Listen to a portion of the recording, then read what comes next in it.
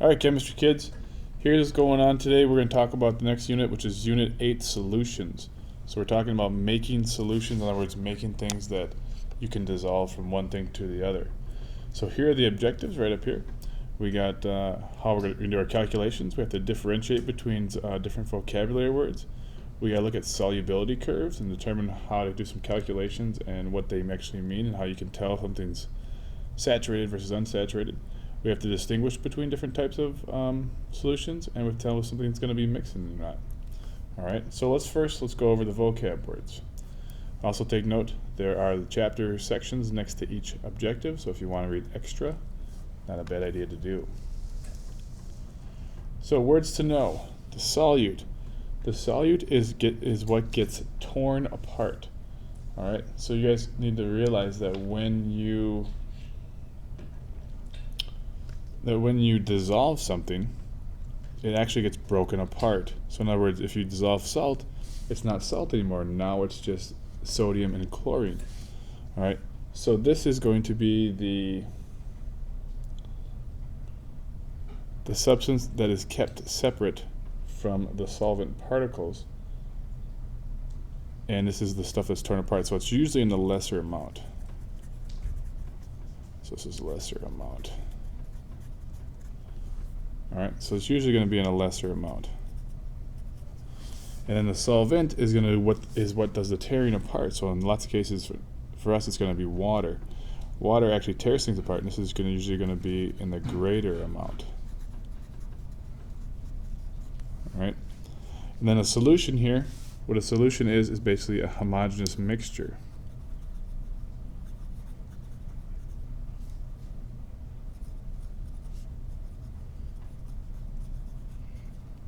Homogeneous mixture of a solute and a solvent.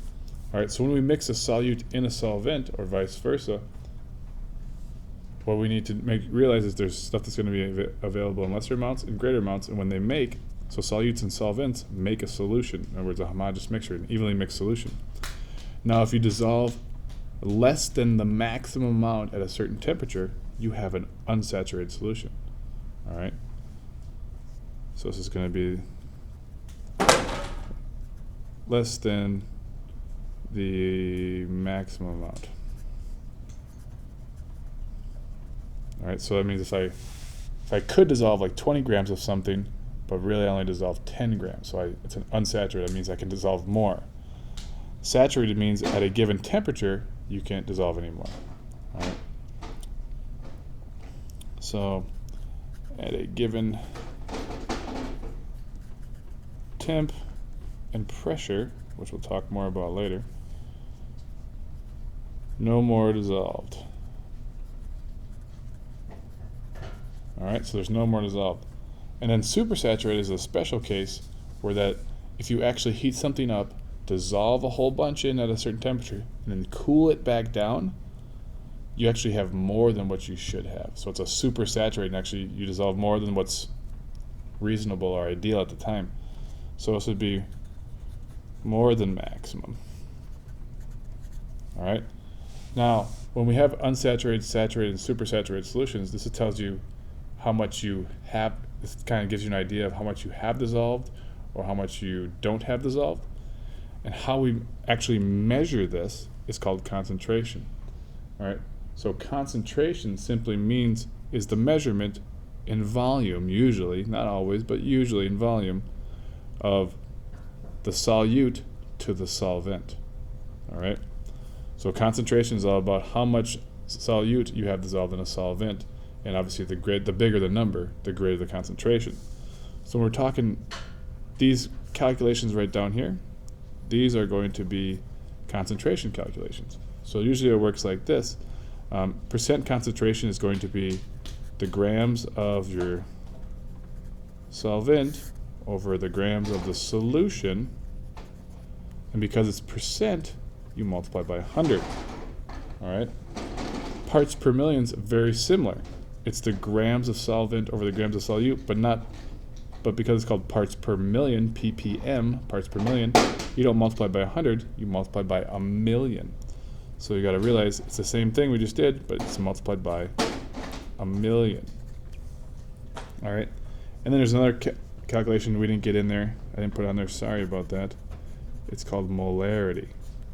Molarity is moles of something over liters. All right, moles over liters. So molarity is another measurement of concentration. So percent concentration, parts per million, and molarity all are measurements of concentration, which is basically measuring how much solvent you have in a solution. Now when we start talking about things that are mixed versus evenly mixed, we have suspensions and colloids. And really the difference between a suspension and a colloid is here we have medium-sized particles, and suspensions we have large particles. All right, whereas a solution you really can't see the particles. So the big difference between a colloid and suspension, there's kind of an iffy line, but there'll be some tests that we can do to tell the difference between a suspension and a colloid. Colloid has medium size, suspension is large size. All right, so these are going to be some of the general words you need to know. Look them up if you want greater definitions, but what I just ran through, those should help make sense when we're talking in class. So I hope this video helped, and then hopefully watch the next video.